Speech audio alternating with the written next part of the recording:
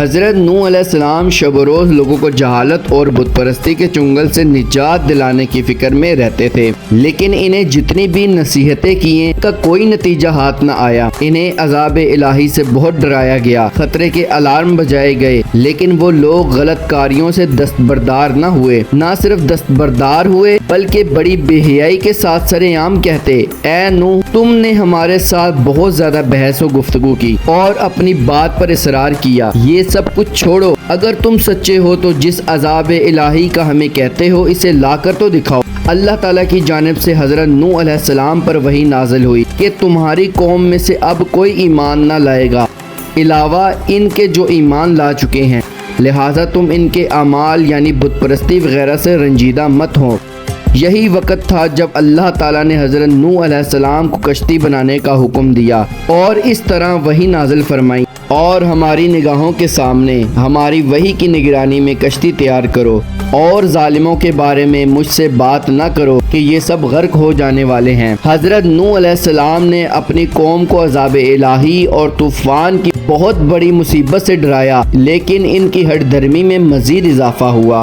حضرت نوح علیہ السلام فرمان خدا کے مطابق کشتی بنانے کے لیے تیار ہو گئے، لکڑی کے بڑے بڑے تختے مہیا کیے، انہیں کاٹ کر ایک دوسرے کے ساتھ ملاتے گئے۔ کشتی بنانے پر کئی سال لگ گئے، یہ بہت بڑی کشتی تھی۔ بعض نے لکھا ہے کہ اس کشتی کی 7 منزلیں تھیں اور ہر منزل چوڑائی کی سمت سے 7 حصوں پر مشتمل تھی۔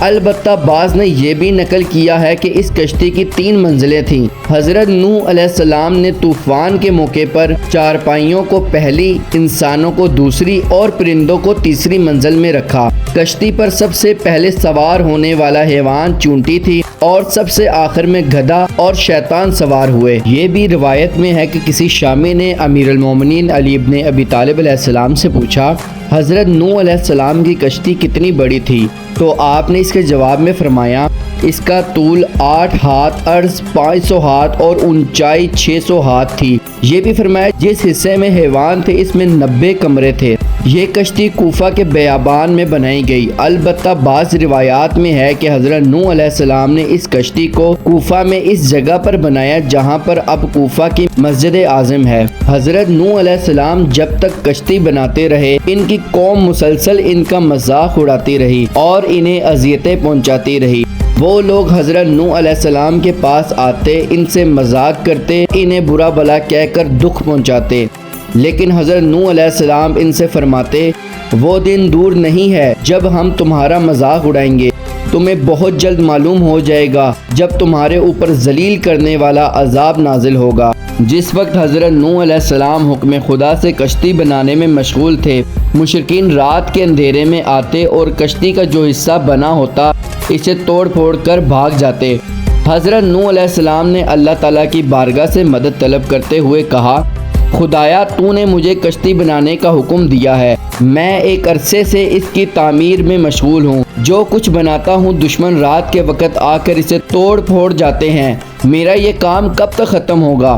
خداوند قدوس نے حضرت نوح علیہ السلام پر وحی نازل کی، اس کشتی کی حفاظت کے لیے ایک کتا رکھو۔ انہوں نے حکم خدا کے مطابق کشتی کی حفاظت کے لیے ایک کتا رکھا۔ حضرت نوح علیہ السلام دن میں کشتی بنانے میں مشغول رہتے اور رات میں سوتے۔ جب دشمن رات کے وقت کشتی کو خراب کرنے کے لیے آتے تو وہ کتا ان لوگوں کو دیکھ کر زور زور سے بھونکتا، لہٰذا حضرت نوح علیہ السلام نیند سے بیدار ہو جاتے اور بیلچے یا گینتی سے دشمن پر حملہ آور ہوتے اور انہیں وہاں سے دڑوا دیتے۔ آپ کشتی کی تکمیل تک مسلسل اسی بات پر عمل پیرا رہے۔ مولانا رومی اپنی کتاب مثنوی میں حضرت نوح علیہ السلام کے کشتی بنانے اور ان کی قوم کے مسخرہ پن کو یوں نقل کرتے ہیں، مشرکین حضرت نوح علیہ السلام کا مذاق اڑانے کے لیے ان کے ارد گرد اکٹھا ہو جاتے اور کہتے، حیرانی کی بات ہے کہ اس بیابان میں نہ کوئی کنواں ہے اور نہ پانی، مگر یہ شخص کشتی بنا رہا ہے، یہ کتنا نادان اور بھولا بھالا ہے۔ ایک نے کہا، اے بوڑھے، اس کشتی پر سوار ہو کر جلدی سے روانہ ہو جاؤ۔ دوسرے نے کہا، اس کے بالوں پر بھی بناؤ۔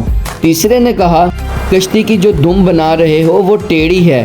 چوتھے نے کہا، ہاں اس کشتی کا پچھلا حصہ کج اور ناہموار ہے۔ پانچویں نے کہا، اے کشتی بنانے والے، اس کا پالان کہاں ہے؟ چھٹے نے کہا، غور سے دیکھو، اس کے پاؤں تو ٹیڑھے ہیں۔ ساتویں نے کہا، نہ بابا، یہ کشتی نہیں بنا رہا ہے بلکہ مشق ہے جو اندر سے خالی ہے۔ آٹھویں نے کہا اس گدھے پر کون سوار ہوگا؟ نویں نے کہا یہ گدھا جو کیسے کھاتا ہے، کیونکہ جو کھائے بغیر گدھا سامان کو منزل مقصود تک نہیں پہنچاتا۔ 10ویں نے کہا اے بوڑھے، کیا تم بیکار یا پیر اور بوڑھا ہونے کی وجہ سے تمہاری عقل ماری گئی ہے؟ حضرت نوح علیہ السلام ان کی اس تمام بیہودہ گوئی کا صرف ایک جواب یہ دیتے کہ مجھے اس بیابان میں کشتی بنانے کا حکم خدا نے دیا ہے۔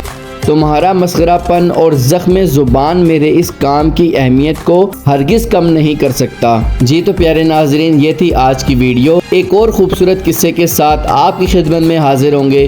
ملتے ہیں اگلے ویڈیو میں، تب تک کے لیے مجھے اجازت دیں۔ اللہ حافظ۔